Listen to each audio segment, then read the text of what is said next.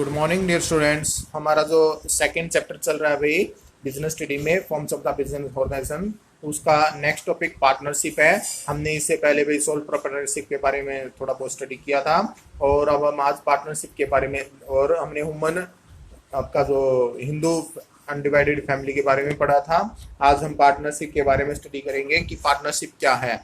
जो sole proprietorship की जो डिसएडवांटेज थी फाइनेंसिंग और आपका मैनेजिंग एक्सपेंडिंग बिजनेस, उसकी कमी को दूर करने का कार्य कौन करता है भाई? पार्टनरशिप दूर करता है। पार्टनरशिप सर्व करेगा answer to the need of the greater capital investment varied skill and sharing of the risk. Partnership के माध्यम से हमारी जो भी कैपिटल है इन्वेस्टेड है वो एक प्रकार से शेयर हो जाती है और जो भी स्किल और भी जो शेयरिंग ऑफ रिस्क है वो भी कम हो जाते हैं।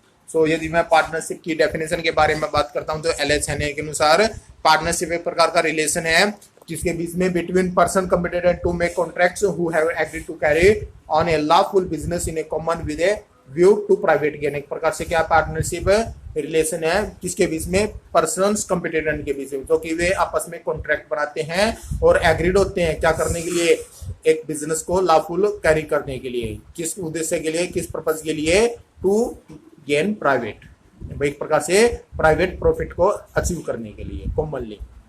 यदि मैं इंडियन कॉन्ट्रैक्ट एक्ट 1872 की बात करता हूं तो पार्टनरशिप एक प्रकार से रिलेशन है substitutes between person who have agreed to combine their property labour and skills in some business and sharing the profit therefore from between them. एक प्रकार से पार्टनरशिप वो रिलेशन है किसके बीच में? डिफरेंट पर्सन के बीच में, जो कि एग्रीड हैं क्या करने के लिए? अपनी प्रॉपर्टी को combinedly property labour and skills को क्या करने के लिए? सब्स्टिट्यूट शेयर करने के लिए एग्रीड है और जिसके माध्यम से वह प्रॉफिट और जो भी है बिजनेस में शेयर करके प्रॉफिट को अर्न करना चाहते हैं।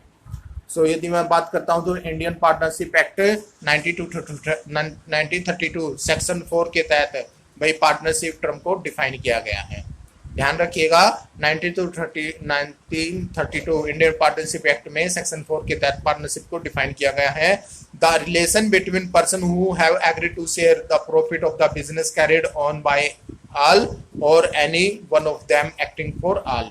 एक प्रकार से क्या है, क्या पार्टनरशिप को डिफाइन किया है? एक प्रकार से जो इंडियन पार्टनरशिप एक्ट के तहत पार्टनरशिप एक प्रकार का रिलेशन है किसके बीच में? डिफरेंट पर्सन के बीच में, जो कि एग्रीड है क्या करने के लिए? शेयर ऑफ प्रॉफिट किसमें? बिजनेस को आगे ले जाने के लिए, किसी एक के माध्यम से या सभी के द्वारा। यदि मैं डेफिनेशन के बेस पे यदि मैं फीचर्स देखना चाहूँ तो partnership form of business organisation में क्या मेन फीचर है? फॉर्मेशन। भाई इंडियन पार्टनरशिप और बिजनेस ऑर्गेनाइजेशन के तहत भाई इसको किसी भी पार्टनरशिप को किसी भी बिजनेस के माध्यम से इंडियन पार्टनरशिप एक्ट 1932 के तहत इसको क्या किया जा सकता है भाई? गवर्न किया जा सकता है, सेटअप किया जा सकता है। एक प्रकार से एक्जिस्टेंस में आता है, एक लीगल एग्रीमेंट होता है ये भाई, जो कि term and condition governing the relation between the partner sharing profit and losses and the manner of the conducting business are specified, जिसमें हर प्रकार का भाई एक्टिविटीज इंक्लूड की जाती है लीगल फॉर्मेशन के द्वारा। एक प्रकार से लीगल एग्रीमेंट होता है आपका इंडियन पार्टनरशिप एक्ट के तहत, जहाँ पे कुछ पर्सन आपस में मिलकर के क्या करते हैं भाई? अपने शेयर ऑफ प्रॉफिट और या लॉस को भैया अपने भाई जो इन कैपिटल इन्वेस्टमेंट को आपस में भाई कॉन्ट्रैक्ट के माध्यम से डन करते हैं। यदि मैं बात करता हूं तो भाई जो भी पार्टनर्स है वे ज्वाइंटली इंडिविजुअली लायबल है क्या करने के लिए? अपनी कंपनी के माध्यम से जो भी उनके ऊपर पेमेंट ऑफ डेब्ट्स को पे करने के लिए। Jointly all the partner are responsible for the debts and their contribute to proportion to their share in the business and such are liable to the extent individual to each partner can be held responsibility repaying the debts of the business। यानी जो भी इस partnership के अंदर आएगा हर एक को क्या है भाई? अपने अभी जो भी डेब्ट्स है कंपनी के उनको लायबल है हर एक पार्टनर्स उसको पे करने के लिए।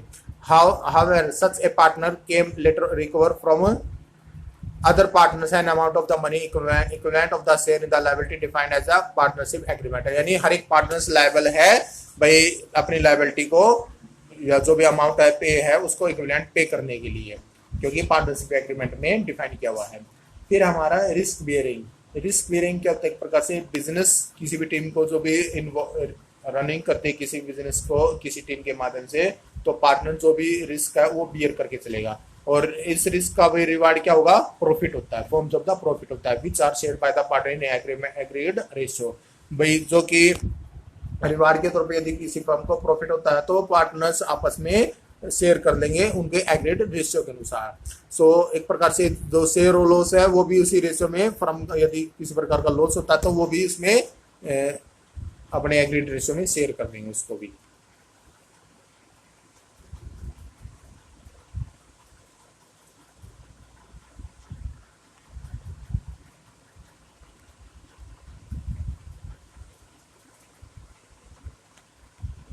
सॉरी, हम ये वही लाइबिलिटी का था जो हमारा एक प्रकार से अनलिमिटेड लाइबिलिटी होती है किसी भी पार्टनरशिप के लिए, फर्म के लिए भाई लाइबिलिटी क्या है, अनलिमिटेड होती है। पर्सनल असेस्ट भाई उनकी यूज की जा सकती है जो फर्म के ऊपर डेप्ट है, और जो भी बिजनेस असेस्ट यदि हमारी इनसफिशियंट है तो फर्दर क्या भी पार्टनर्स की जो भी असेस्ट को है उसको सेल करके उसके डेप्ट्स को चुकाया जा सकता है।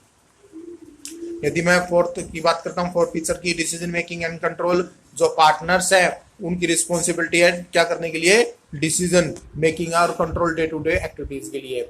जो भी decision are generally taken with mutual consent, भाई म्यूचुअल कंसेंट के माध्यम से जर्नल डिसीजन लिए जाने जरूरी है। So partnership firm are managed through the joint efforts of the all partners. भाई जो भी डिसीजन या जो भी आपके पार्टनरशिप में एक्टिविटीज की जाती है वो ज्वाइंट एफर्ट्स के द्वारा सभी पार्टनर्स के माध्यम से की जाती है। फिर है कंटिन्यूटी, पार्टनरशिप की मेन क्या है भाई, characteristic by the lack of the continuity of business since the death, retirement or insolvency recently any partner can bring an end of the business. यानी किसी भी पार्टनरशिप की भी मेन कंटिन्यूटी की सबसे बड़ी कमी क्या है, यदि बिजनेस के अंदर किसी पार्टनर की डेथ हो जाए या रिटायरमेंट ले ले या इंसॉल्वेंट पागल हो जाए या दिवालियापन हो जाए, सो इस बिजनेस का भाई एंडिंग हो जाती है। So remaining partners may it's so desire continue the business on the basis of new agreement। तो भाई नए पार्टनर्स क्या है वो नई एग्रीमेंट के तहत अपने बिजनेस को लगातार क्या है कैरी ऑन कर सकते हैं। नंबर ऑफ पार्टनर्स, भाई जो नंबर ऑफ पार्टनर्स है किसी भी पार्टनरशिप को स्टार्ट करने के लिए मिनिमम तो रिक्वायरमेंट 2 की जरूरत रहती है। According to section 464 of company act 2013 के तहत मैक्सिमम नंबर है किसी भी पार्टनरशिप में वो 100 हो सकते हैं बस, और जो कि subject to the government rule by according as per rule of 10 के तहत ये डिफाइन किया गया है।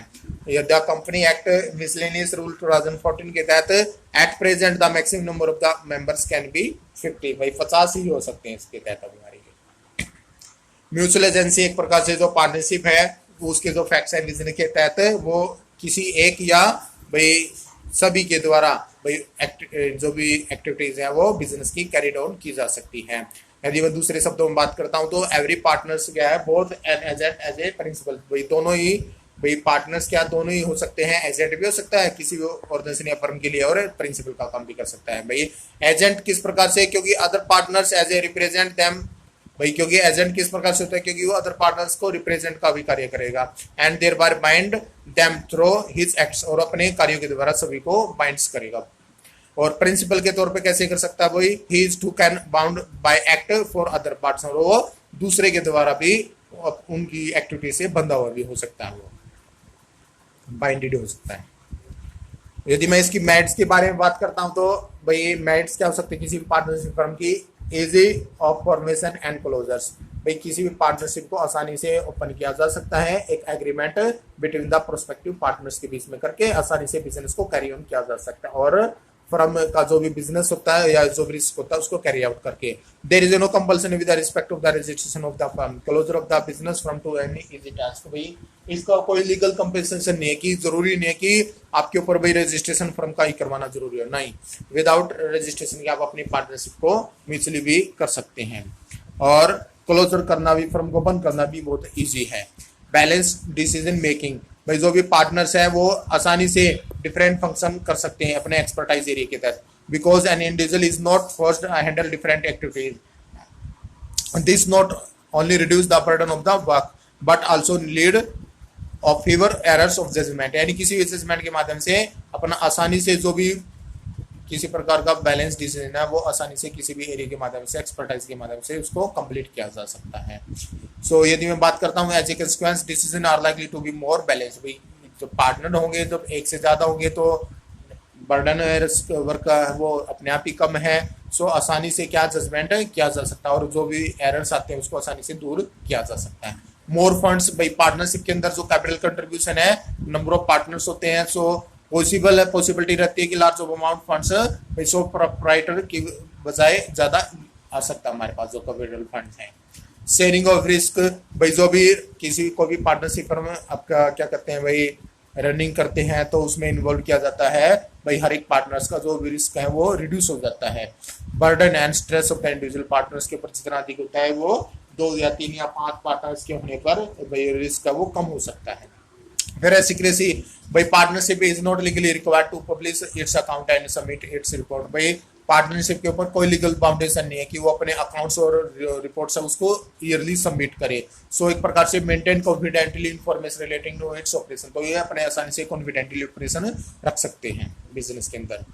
यदि मैं इसकी लिमिटेशन की बात करता हूं तो सबसे पहले जो लिमिटेशन है फर्म की, पार्टनरशिप फर्म बिजनेस ऑर्गेनाइजेशन की अनलिमिटेड लायबिलिटी, जो पार्टनर्स है इसके ऊपर वो उनकी लायबिलिटी क्या है अनलिमिटेड है, क्योंकि repay debts even from their personal resource in case of the business as are not sufficient to meet its debts। यदि पार्टनरशिप फर्म के अंदर पार्टनर्स की यदि आपके जो असेस्ट है वो कम है अब उनके डेब्ट चुकाने के लिए, तो उनके पर्सनल रिसोर्सेज को भी सेल किया जा सकता है फर्म के डेब्ट चुकाने के लिए। The liability of the partnership both joint and several which may prove to be drawback for those partners who have greater personal wealth, भाई वो इसके ड्रॉबैक्स क्या है भाई, जो भी पर्सनल ज्वाइंट है लायबिलिटी पार्टनर्स है उनकी लायबिलिटी अनलिमिटेड रहती है। They will be have to repay the enable entire डेब्ट in case the other partners are unable to do so, यदि दूसरे पार्टनर अपने डेब्ट चुकाने में ऐसा कर तो भाई उसको भी अपना भी जो डेब्ट है वो चुकाना पड़ेगा दूसरे पार्टनर्स का भी। फिर लिमिटेड रिसोर्सेज, एक प्रकार से रेस्ट्रिक्शन है नंबर ऑफ पार्टनर्स का भाई, क्योंकि रिसोर्सेज के माध्यम से जो हमारे कंट्रीब्यूशन पार्टनर है वो कम ही है और जो कैपिटल है यूजुअली इन्वेस्ट है वो सफिशिएंट नहीं रहती है, क्योंकि लार्ज स्केल पे बिजनेस ऑपरेशन के लिए large number of amount of capital investment की बहुत ज्यादा जरूरत रहती है। लेकिन यहाँ पे पार्टनरशिप फर्म फेस करती है अपने बिजनेस को लार्ज साइज पे एनहांस करने के लिए, एक्सपेंशन ऑफ के लिए आपका क्या है सफिशिएंट इन्वेस्टमेंट उनके पास नहीं रहता, तो लिमिटेड रिसोर्सेज तो फर्म के अपने बने रहते हैं। फिर अब पॉसिबिलिटी ऑफ कंप्लेंट्स, जो पार्टनर्स है ग्रुप ऑफ पर्सन के द्वारा इसको रनिंग किया जाता है, जो भी डिसीजन है अथॉरिटी के माध्यम से शेयर किया जाता है।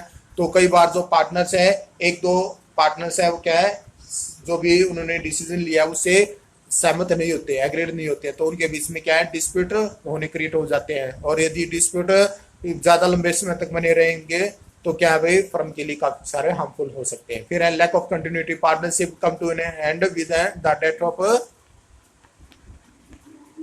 Retirement and insolvency and lunacy of any partners, यानी फर्म भाई कब है लैक ऑफ कंटिन्यूटी में हमेशा डर बना रहता है, क्योंकि यदि फर्म के अंदर पार्टनर्स है रिटायरमेंट हो जाए, यदि डेथ हो जाए या इंसॉल्वेंसी हो जाए, ल्यूनेंसी हो जाए, तो आसानी से फर्म क्या भाई भाई रिस्क बना रहता है कि फर्म आगे कंटिन्यूटी रहेगी या नहीं रहेगी, क्योंकि ये डिपेंड करता है यदि फर्म के अंदर दो ही पार्टनर है, यदि उसमें से एक की डेथ हो जाए तो पार्टनरशिप अपने आप ही खत्म, फर्म अपने आप ही बंद हो जाएगी। फिर लैक ऑफ पब्लिक कॉन्फिडेंस, एक प्रकार से जो फर्म है लीगली रिक्वायरमेंट नहीं है, क्योंकि वो फाइनेंशियल रिपोर्ट और अपने अदर जो इन्फॉर्मेशन है पब्लिक के अंदर क्या है पब्लिश नहीं करके चलते हैं। सो इसी वजह से जो पब्लिक है वो फाइनेंशियल स्टेटस के अभाव में क्या है उसके ऊपर फर्म के ऊपर या पार्टनरशिप फर्म के ऊपर कम बिलीव करते हैं, सो कॉन्फिडेंशियल पब्लिक के बीच में ये नहीं रहती है।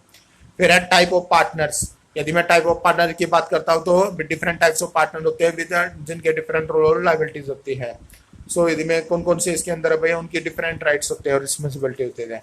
सबसे पहले एक्टिव पार्टनर्स, एक्टिव पार्टनर्स क्या होते हैं भाई, वो पार्टनर्स हैं जो कि कंट्रीब्यूट करता अपने कैपिटल को, पार्टिसिपेट करता मैनेजमेंट के फर्म्स के अंदर और अपने प्रॉफिट और लॉस को क्या करता है शेयर करता है, and is liable to unlimited extent of the credit of the firm, और अपने फर्म के अंदर क्या भाई वो लायबल है क्या एक प्रकार से जो भी फर्म के ऊपर क्रेडिट है उनका पेमेंट करने के लिए लिमिटेड लायबल है वो। सो ये इस प्रकार के जो पार्टनर होते हैं actual partner carrying out the business of the firm on the behalf of the other partner. So ये जो पार्टनर्स होते हैं भाई अपने दूसरे पार्टनर के बिहाफ पे इस फर्म को कैरिंग आउट करके चलते हैं, एक प्रकार से रनिंग वे में लेके चलते हैं। दूसरा टाइप है इसका स्लीपिंग और डोरमेंट पार्टनर, स्लीपिंग और डोरमेंट पार्टनर, भाई ये वो पार्टनर होते हैं जो फर्म की किसी भी एक्टिविटीज या फर्म की डेली एक्टिविटीज के अंदर क्या है पार्टिसिपेट नहीं करते हैं, इनको स्लीपिंग पार्टनर्स बोलते हैं। भाई स्लीपिंग पार्टनर्स कंट्रीब्यूशन कैपिटल करते हैं फर्म के अंदर और इसके प्रॉफिट और लॉस में उनका हिस्सेदारी होती है और उनकी लायबिलिटी भी अनलिमिटेड होती है। सीक्रेट पार्टनर किसी फर्म के वो पार्टनर होते हैं जो फर्म के एसोसिएशन के साथ जनरल पब्लिक के वही जो ये अननोन फर्म है उससे जुड़े होते हैं. So other than this different feature in all aspects, he is like the rest of the partners. He contributes to the capital of the firm, take part in the management and share of its profit and losses, and has unlimited liability towards the creditors. इसमें क्या वो general public के लिए अनजान होते हैं वो, और सभी एक्टिविटीज में उनकी भाई बराबरी क्या रहता है, इक्वल साझेदारी रहती है, पार्टनरशिप रहती है. वो भाई कैपिटल में इन्वेस्ट करते हैं, वो फर्म के अंदर शेयर ऑफ प्रॉफिट में भी हिस्सेदारी होती है, वो फर्म की एक्टिविटीज में भी क्या लेते हैं, पार्टिसिपेट करते हैं.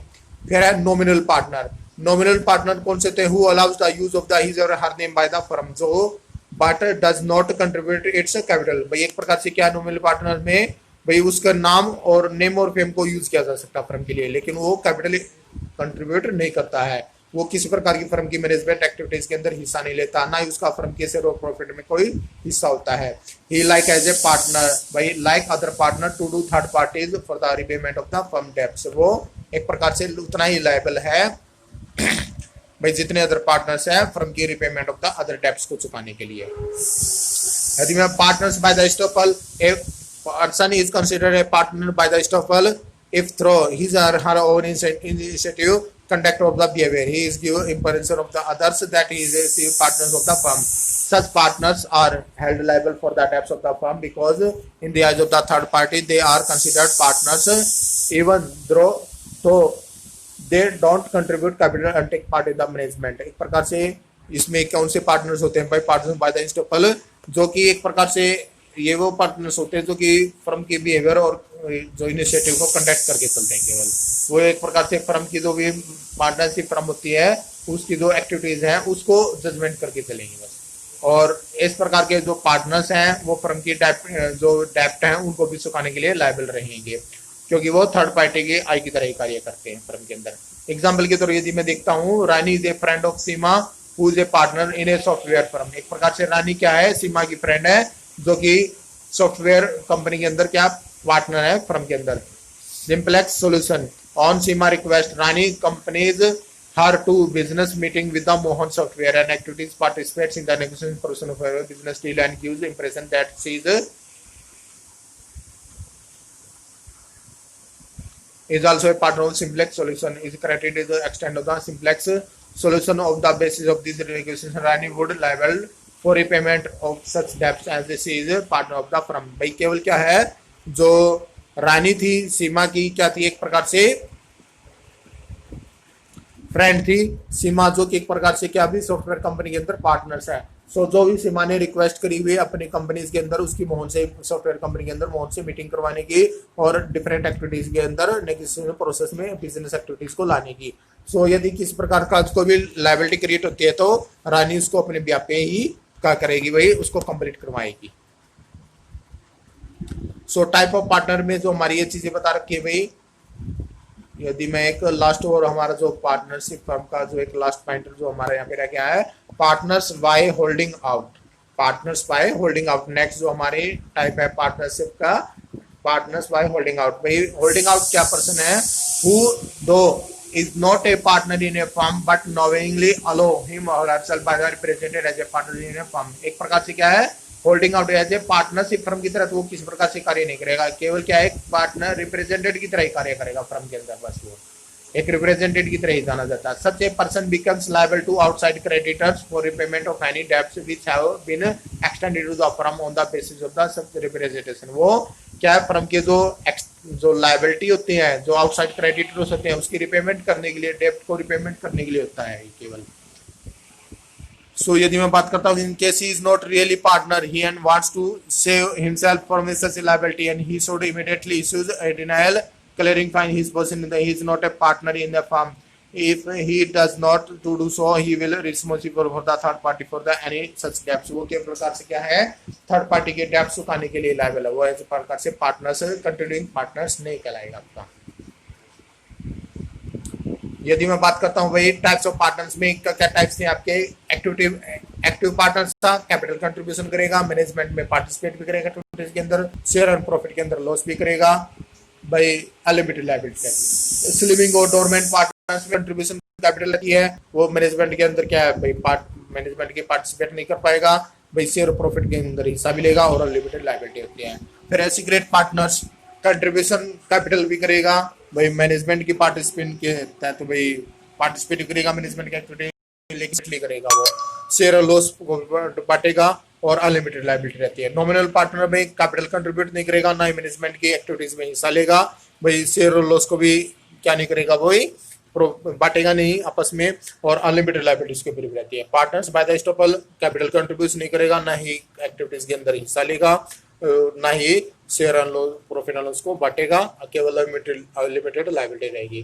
पार्टनर्स बाय होल्डिंग आउट, भाई ये भी कैपिटल को कंट्रीब्यूशन नहीं करता है, मैनेजमेंट की किसी एक्टिविटीज में हिस्सा नहीं लेता है, ना ही प्रॉफिट शेयरिंग को लॉस को बांटता है, और इसके ऊपर भी लिमिटेड लायबिलिटी रहती है। जो लास्ट पॉइंट आपका ये रह गया भाई minor as a partners. Partners में एक लीगल कॉन्ट्रैक्ट होता है बिटवीन दो पर्सन के बीच में, जो कि एग्री रहते हैं अपने प्रॉफिट और लॉस को बिजनेस के अंदर कैरिड ऑन बाय देम के द्वारा एग्री रहते हैं करने के लिए, बांटने के लिए।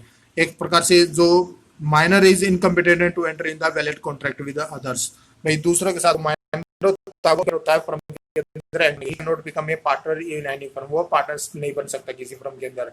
However a minor can be admitted to the benefit of a partnership firm with the mutual consent of the all other partners, लेकिन फिर भी वो क्या है, एक प्रकार से फर्म का पार्टनर्स तो बन नहीं सकता, लेकिन म्यूचुअल कंसेंट के द्वारा सभी पार्टनर्स के द्वारा वो एक पार्टनरशिप फर्म के अंदर लिया जरूर जा सकता है, उसको शामिल जरूर किया जा सकता है। पार्टनर्स नहीं हो सकता, लेकिन उसको फर्म के अंदर बेनिफिट के लिए उसको शामिल जरूर किया जा सकता है। In such case his liability will be limited to extend of the capital contributed by him and in the firm, उसकी जो लायबिलिटी है उसकी कैपिटल तक ही सीमित रहेगी, उससे ज्यादा नहीं। He will not eligible to take any activity part of the management of the firm, वो ना ही किसी प्रकार की मैनेजमेंट की एक्टिविटीज के अंदर हिस्सा लेने का यानी भागीदारी नहीं ले सकता है। ए minor share only the profits, जो माइनर है वो केवल उसका प्रॉफिट में हिस्सा हो सकता है, वो किसी प्रकार के लॉस में फर्म उसे किसी प्रकार का लॉस का हिस्सा नहीं ले सकती है। However, he can if he will inspect the accounts of the firm, the status of minor changes with the when he attains majority। भाई वो माइनर जो है फर्म्स के अकाउंट को आसानी से भाई इंस्पेक्ट कर सकता है, जांच पड़ताल कर सकता है। माइनर भाई को भी चेंजमेंट यदि मेजोरिटी के अंदर लाना चाहता तो वो ला भी सकता है। So attainment majority the minor has decided to whether would like to become a partners in the firm, he has to give the public notice his decision within 6 months of attaining majority। यदि किसी प्रकार की वो majority में आ जाता तो उसको 6 महीने पहले क्या अपने डिसीजन के बारे में भाई जनरल पब्लिक के अंदर नोटिस देना होता है। यदि वैसा करने में सफल हो जाता है तो with in stability time he will be treated, यदि वो एक प्रकार से क्या भाई ऐसा भाई सूचना देने में सफल रहता है पब्लिक के अंदर 6 मंथ के अंदर अंदर तक, तो वो ट्रीट किया जाएगा फुल फ्लेज पार्टनर्स, और वो भी लायबल होगा सभी प्रकार के फर्म के डेप्ट चुकाने के लिए। और इस प्रकार से अदर पार्टनर्स जो पार्टनर्स एक्टिव होते हैं उसी प्रकार की उसकी भी एक्टिविटीज पार्टनर्स में रहेगा, जो भी क्रिया है उसकी। अब इसके बाद जो भाई हमारा नेक्स्ट जो टॉपिक होगा टाइप्स ऑफ पार्टनरशिप। भाई टाइप्स ऑफ पार्टनरशिप क्लासिफाइड किए जाते हैं 2 फैक्टर के बेस पे, ड्यूरेशन और एक लायबिलिटी के बेस पे। बेसिस ऑफ ड्यूरेशन इसके 2 टाइप्स होते हैं, हो सकते हैं पार्टनरशिप, पार्टनरशिप एट विल के बेस पे और पार्टनरशिप पार्टिकुलर पार्टनरशिप के बेस पे। और भाई जैसे कि हमारा 2 फैक्टर बताए गए हैं पार्टनरशिप को जो क्लासिफाइड करते हैं, 2 फैक्टर के बेस पे क्लासिफाइड किया जा सकता है, एक तो ड्यूरेशन और एक लायबिलिटी के बेस पे। ड्यूरेशन है आपका, उसके भी 2 टाइप्स हो सकते हैं पार्टनरशिप के, पार्टनरशिप एट विल और पार्टनरशिप पार्टिकुलर पार्टनरशिप। और यदि मैं बात करता हूँ on the basis of the liability, भाई the 2 types of the partnership includes with limited liability और दूसरे विद अनलिमिटेड लायबिलिटी। भाई इसको डिफाइन किया गया इस सेक्शन के तहत। तो classification on the basis of the duration, partnership at will, भाई this type of partnership exists at a will of its partners, it can continue as long as partners want and terminated when they partner and any partner gives a notice withdrawn from the partnership the firm। यदि आपका क्या है partner will क्या है भाई, ये partnership जो exit की जाती है पार्टनर्स के बेस पे, और ये लॉन्ग टाइम तक कंटिन्यूटी चलती रहती है जब तक पार्टनर्स फर्म को टर्मिनेटेड नहीं करना चाहते हैं, पार्टनरशिप को टर्मिनेटेड करने जाता है। कोई भी एक पार्टनर है नोटिस दे करके पार्टनरशिप से फर्म से विड्रॉल होना चाहता तो फर्म अपने आप ही क्या हो जाएगी भाई डिसोल्यूशन हो जाएगी, बंद होने की कगार पे आ जाएगी।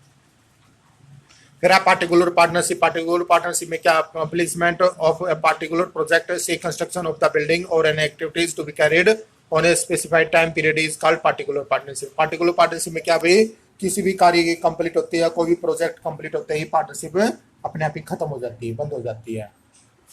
It dissolve automatically when the purpose for which it is formed is fulfilled और when the time duration expire। जैसे ही टाइम कंप्लीट हो जाए या कार्य कंप्लीट हो जाए तो पार्टनरशिप अपने आप ही क्या हो जाती है, टर्मिनेटेड हो जाती है।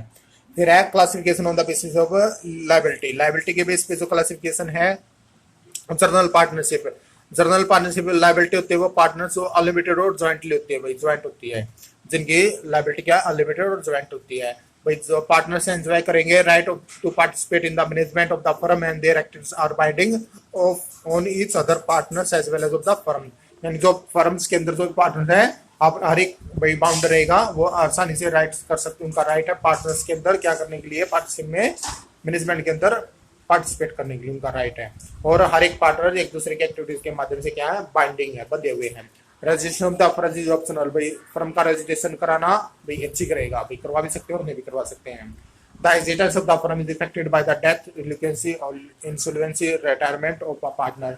भाई फर्म का एग्जिस्टेंस कब हो जाएगा, भाई एक प्रकार से फर्म इफेक्टेड कब होगी, यदि किसी पार्टनर की डेथ हो जाए, दिवालियापन हो जाए या पागल हो जाए या अपनी सेवानिवृत्ति हो जाए पार्टनर्स की। इसके बाद है लिमिटेड पार्टनरशिप। लिमिटेड पार्टनरशिप में क्या था भाई, एक प्रकार से liability at least one partner is unlimited and where the rest में लिमिटेड लायबिलिटी। जिसमें लिमिटेड पार्टनरशिप में क्या है, एक पार्टनर्स की लायबिलिटी क्या अनलिमिटेड होगी और दो दूसरे पार्टनर्स उनकी लायबिलिटी क्या होती है, लिमिटेड रहती है। Such A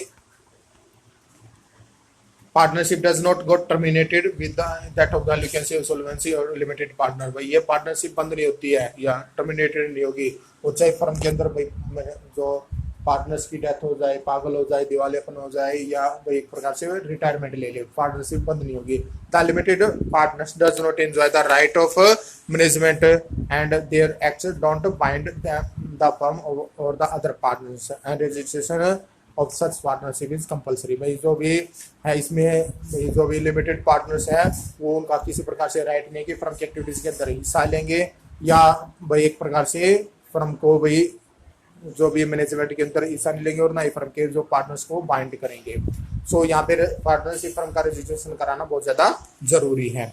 this is form of the partnership was not permitted in India earlier. यानी आपका इंडिया में इससे पहले ये परमिटेड नहीं था earlier. The permission of the to be partnership firm was limited liability has been granted after introduction of new small enterprises policy 1991। यानी 1991 में भाई न्यू स्मॉल एंटरप्राइजेज पॉलिसी आने के बाद इसको गारंटेड किया गया लिमिटेड पार्टनरशिप को।